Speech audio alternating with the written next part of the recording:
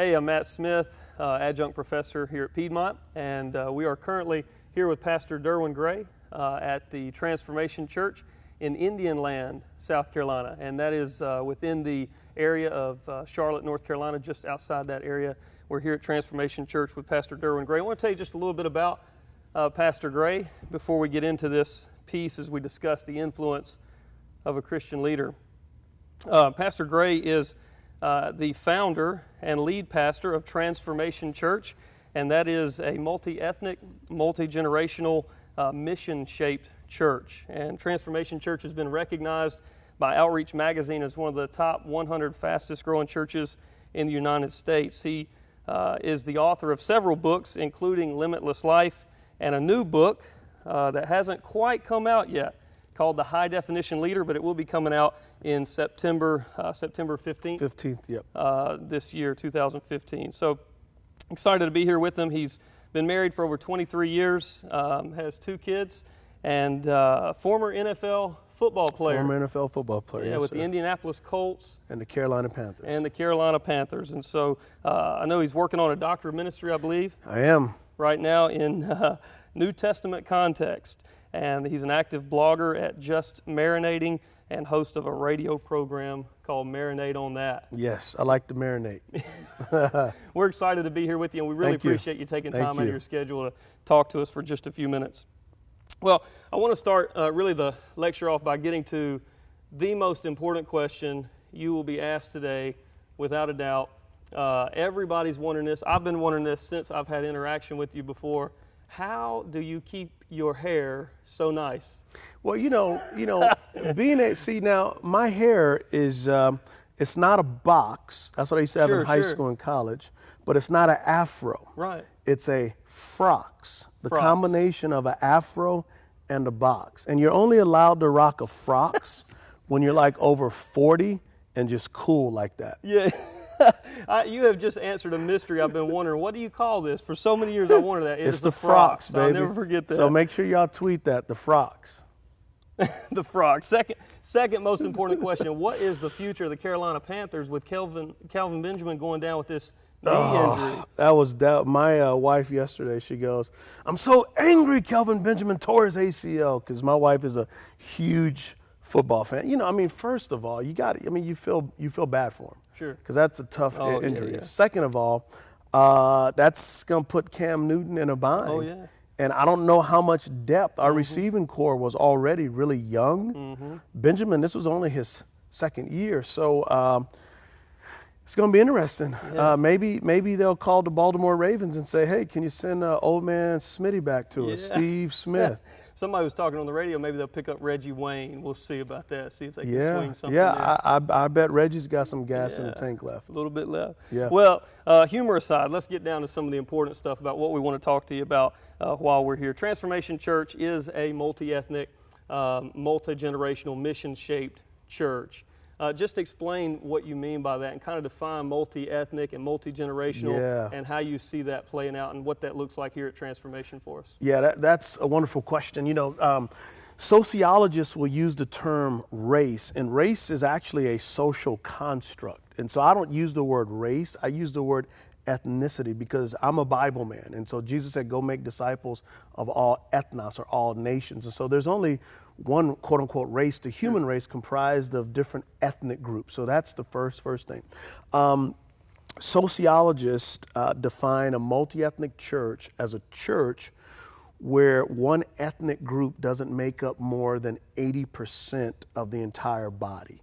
So say if you have a church that's 79% black, 21% other, it would be considered a multi-ethnic church. And currently, as of 2015, about 86% of churches in America do not qualify as multi-ethnic. Wow. So think in these terms: the most segregated institution in the United States of America is the Church of Jesus Christ, which represents the God of love, the God of the gospel.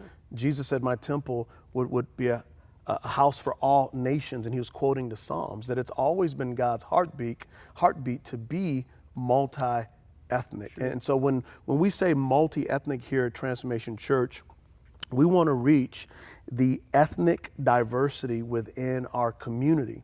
And if you want to know if your church can be ethnically diverse, look at the demographics of the public schools that are near your local church.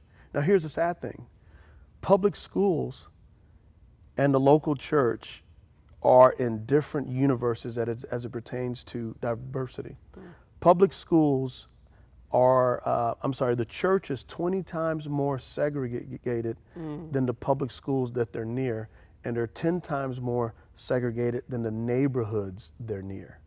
So at this point, if there's diversity around your church, it's almost like you're intentional in saying, I'm going to reach this particular segment.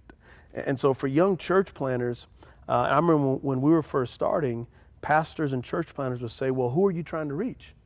And I'd say humans. They go, no, what's your demographic? And I'm like, sinners, black ones, white ones, Asian ones, Latino ones, all kinds of them. You know, whoever's in my demographic, that's who I'm trying to reach. And so that's what I mean by multi-ethnic, that the multi-ethnic people within our context, we want to have a missional strategy to be able to reach them. Sure. And so, and you would say that by and large, churches can be described as being multi-ethnic if they have 20%, or more of another group. But you think that's a little generous, right? I do. I do think that is a little bit generous. But hey, we got to start somewhere. And oatmeal is better than no meal. And so hopefully in the next 20 years, those numbers will quote unquote change. But, we started on the 8 ball in the we started way back in the United States as far as a racialized, segregated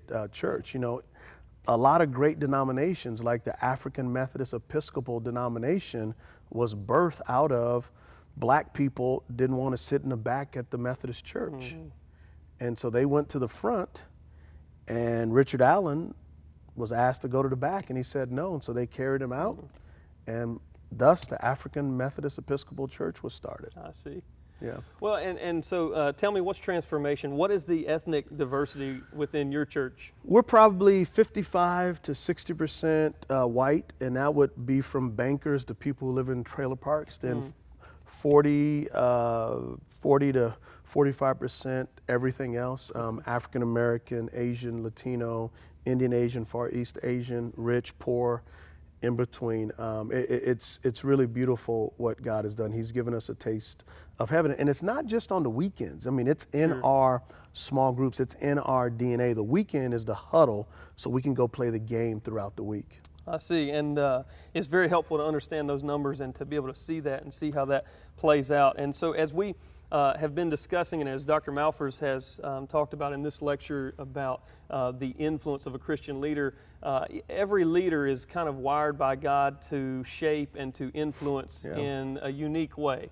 I want to ask you, talk about how a specific leader, how should a leader cast the vision for planting or growing or multiplying a multi-ethnic, multi-generational, mission-shaped church like this? How would a leader go about casting that vision to do that? Yeah, well, the first thing is, I think we've corporatized leader, and we've changed a pastor into a CEO. When we talk about leader, we got to go back to Jesus, right? Like Jesus washed his disciples' feet, right, which was the lowest thing that you could do in that society, that the lowest slave within that home would do that. And that's what the Lord did. So I define leadership as embodying what you want others to become. Embodying what you want others to become. So first of all, before you can plant a multi-ethnic church, you got to live a multi-ethnic life. Right.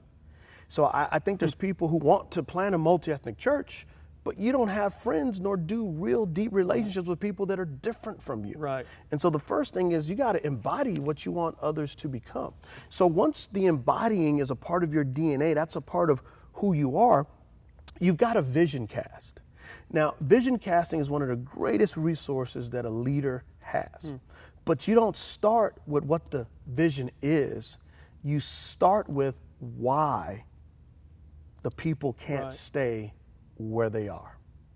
So when we were vision casting for Transformation Church, the way I would start is, right now the most segregated institution in the United States is the church. And I started with, our teenagers are leaving the church. Man, that's not good. So what's the answer? Mm-hmm. Well, can you imagine a world where people, black, white, Asian, Latino, poor, middle class, rich, love God with all their heart, mind, soul, and strength, love themselves because of union life in Christ, and then they love their neighbors who were different ethnicities and different ages. Can you imagine a world like that? Well, that's called the Great Commandment and the Great Commission.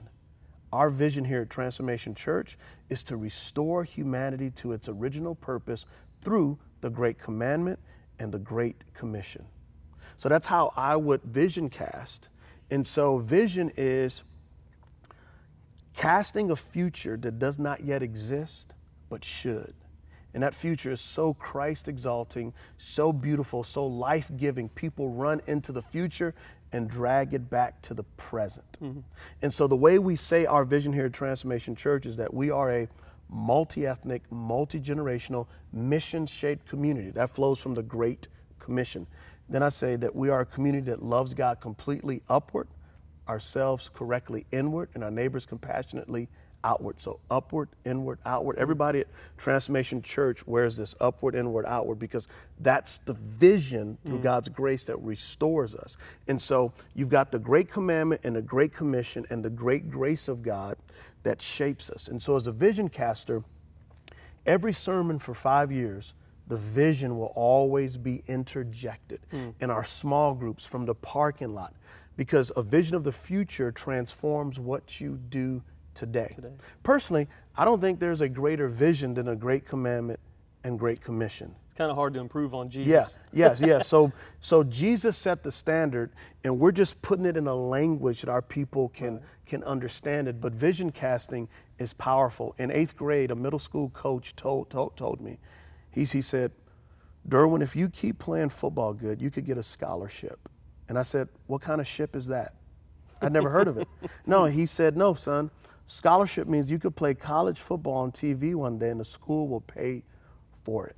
I got a vision of the future. Yeah. Well, as a leader, we are to inspire people with God's vision. I mean, wouldn't it be glorious? I mean, every person in the world to love God completely, love themselves correctly, love their neighbor compassionately, who's black, white, Asian, Latino, rich, poor, male, female.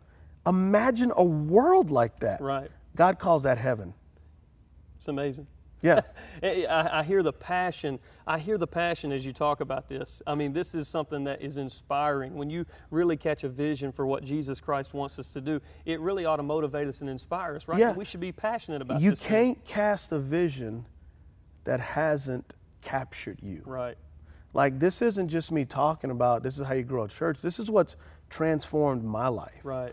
Every aspect of leadership is autobiographical.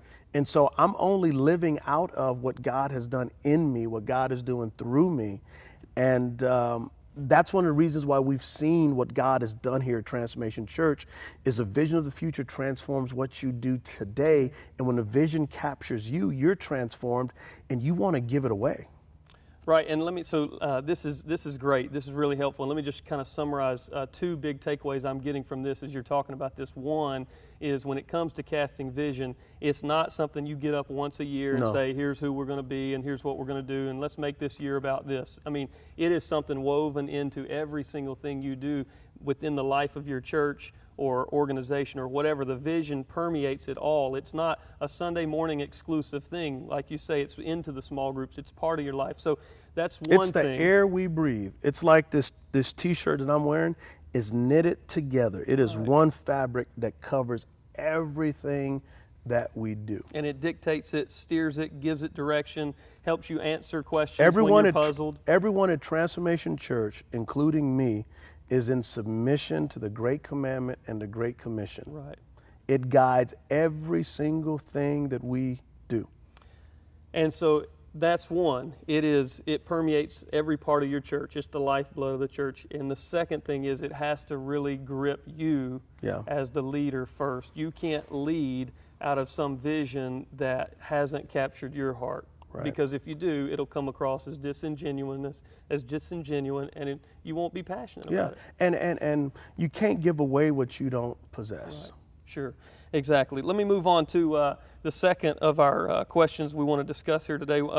I want to just ask, what are some practical things a church leader can do, to lead the church in continuing to be multi-ethnic and multi-generational, and even a practical thing like even the little bracelet here, a very practical thing to remind everybody of what the mission and the vision of this church is. What are some practical things you would want to give someone as a pastor or planter to help them continue that multi-ethnic if they already are? Yeah, so in the words of the great theologian Allen Iverson, we're talking about practice. Right. We're talking about practice, right? Practice. Yeah, so the first thing is you have to have a gospel-centered ethos, meaning ethos means your culture, and so we just discussed that. Then it has to go to leadership. If you want to know if someone is serious about a multi-ethnic church, look at their leadership. And so you see it in Acts chapter 6 with the Hellenistic Jews and the Hebraic Jews. The Hellenistic Jewish women felt like they were being treated disingenuously. And so the apostles said, okay, we're going to raise up some leaders to have your interest in mind. And they were all Hellenistic Jewish men. And so there's an example, a precedence. Also in Acts chapter 13, the first missionary group out of the church in Antioch, which was an incredibly diverse church.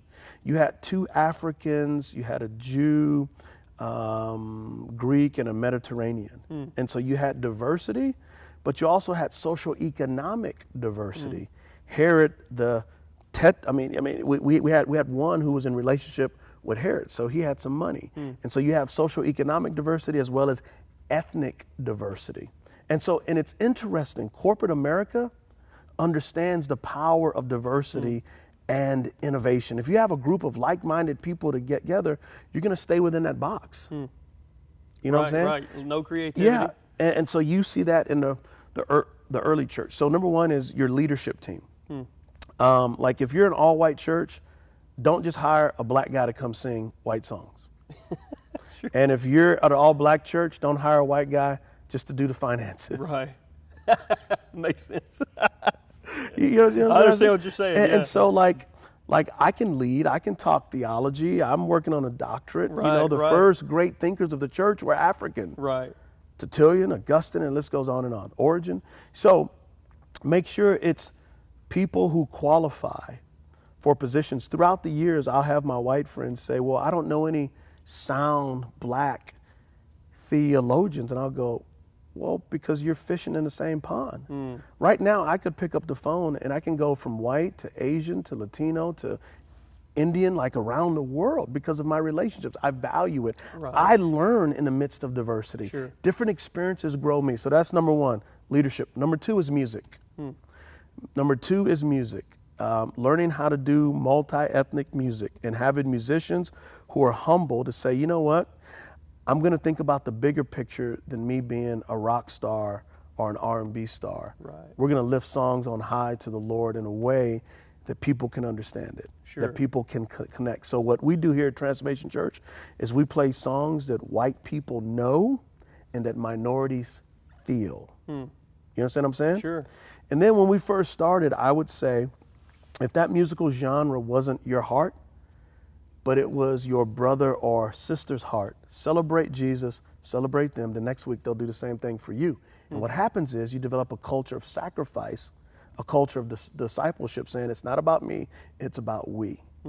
And then, thirdly is, your volunteer teams, your kids ministry, your teens ministry, having that diversity as well. But also, cross-cultural competency is key. Explain that a little bit. What I mean by cross-cultural competency is you have to understand another person's narrative. So case in point, when Michael Brown was shot and killed. Right. So most of my conservative white friends were like, why didn't he just obey the police? And I'm like, are you serious right now? Like, come with me where I grew up in the hood, and in about 5 days you'll go, oh, I see. Sure. You can at times obey the police and it doesn't matter. Right. Like I've had relatives who go to prison for robbing a store, and the description of the person who robbed the store changes to fit a relative. One of my relatives had no tattoos, and he did not look Latino. But through the course of everything, it changed to fit him. That's important. But then it's important to tell African Americans, look, Michael Brown robbed a store. Right. Michael Brown was in the middle of the street. Both of those things are wrong. So, but when you begin to cross-pollinate and get cross-cultural competency, you get a narrative of understanding. You know, but then it's important to say, you know, from a minority perspective, when I'll hear my conservative white friends say, man, America's just going downhill, same-sex marriage, God's gonna judge us. And I'm like, was he okay with 400 years of slavery? Was he okay with the Native Americans being slaughtered? What about when women couldn't vote? What about Jim Crow? What about lynchings? I never thought about that. Yeah. Well, let me tell you some stories about my grandmother, but there's cross-cultural competency. Half of my family's white.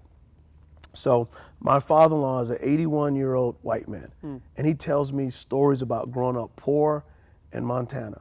He tells me at 14 years of age, his stepdad said, you're not going to school, you need to get a job, and you can't live here anymore. And that man went on to start the first log homing business in the Bitterroot Valley in Montana with a 6th grade education. So, but that only happens as you sit down to listen. And so a lot of my African American and Latino friends feel that the dominant white culture is not good at listening. And so a lot of my friends are shocked that our church is 60% white. They're like, really? And I go, yeah.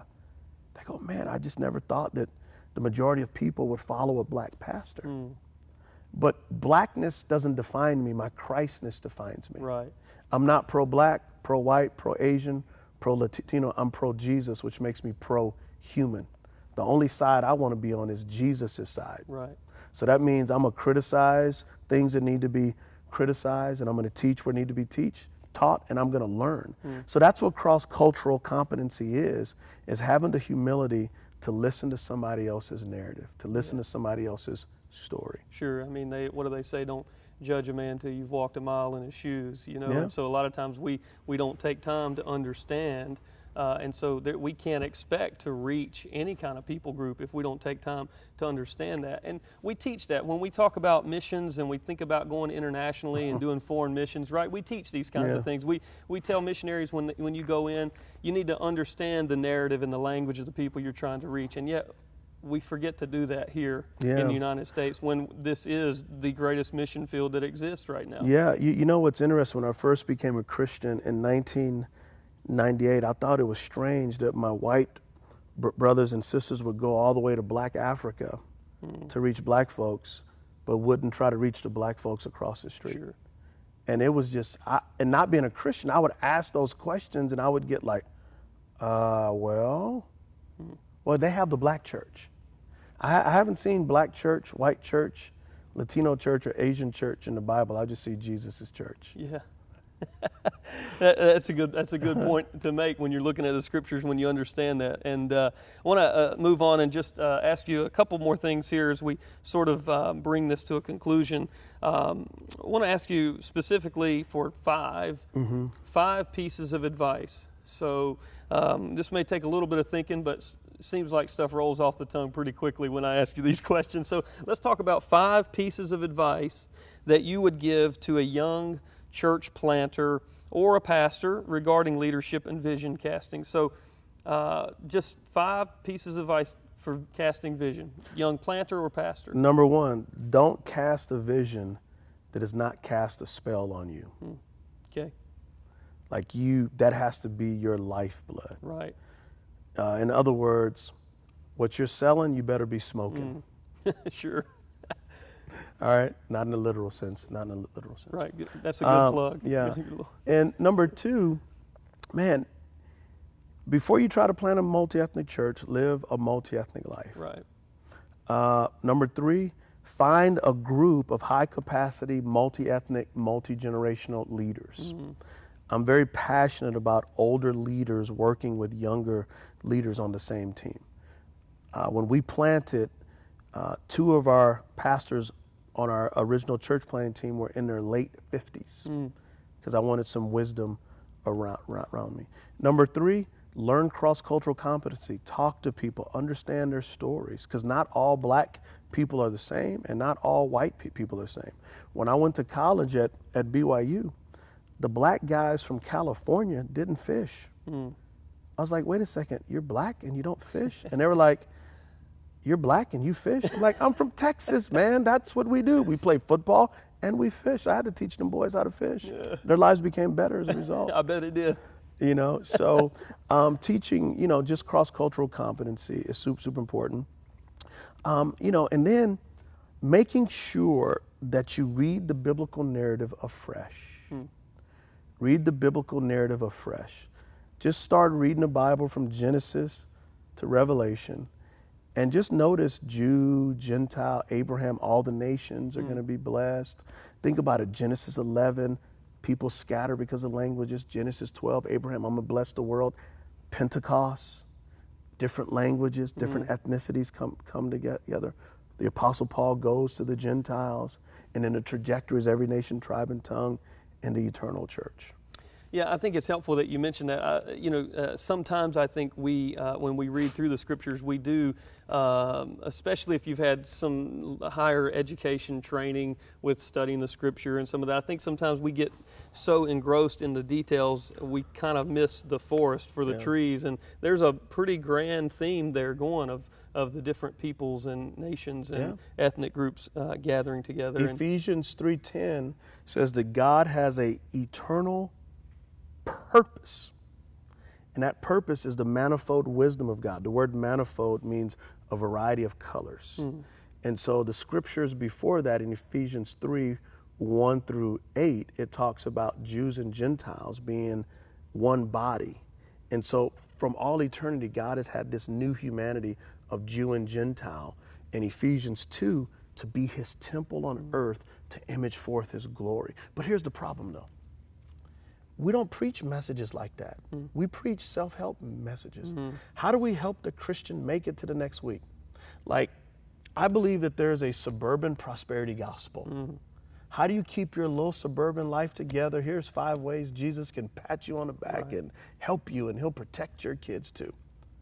We don't teach like the grand narrative that God wants to bring his kingdom to earth through us, and through Jesus we have every spiritual blessing in Christ, that we love him, we love ourselves, then we love our neighbors through our jobs, through our schooling, through our neighboring, through our gifts, talents, and capacity. That's where joy is found, not in 5 ways to alleviate stress. Right. Yeah, and so we're becoming very surface-oriented a lot of times in some of that, and a pragmatic approach to preaching. And, you know, a lot of times we think this is what's going to really help the people, but it's only helping them on a surface level. We're missing the gospel-centered nature of what the Bible's all about. And it may draw a crowd.